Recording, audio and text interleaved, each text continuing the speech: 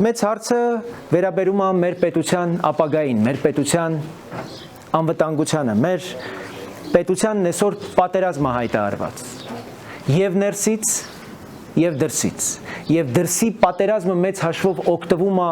ներսի այս մակաբույծների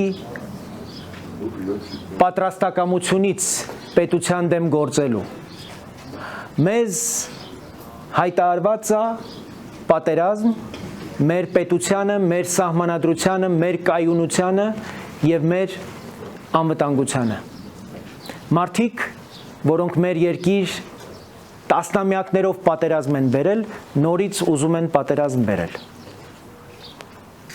Մենք կարծում ենք, որ Հայաստանը մի շատ կարևոր հանգրվան է հասել, որտեղ շունչ քաշելու համար մեծ խաղաղություն է պետք։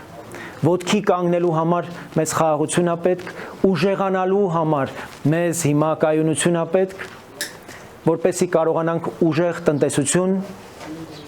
կառուցել, որն ի վիճակի կլինի սպասարկել եւ վճարել մարտունակ եւ պաշտպանունակ բանակի համար։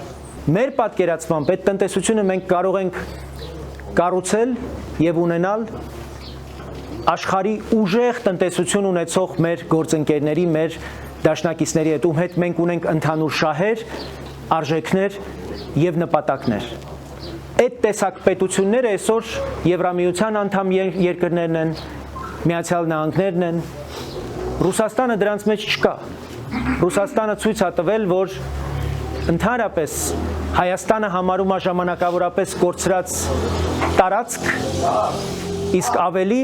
ստույգ թյուրիմացություն։ Մեր խնդիրն է ցույց տալ, որ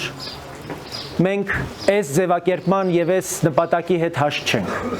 Եվ դրա համար պատրաստ ենք, եթե մեզ պատերազմը հայտարարվել, պատերազմել։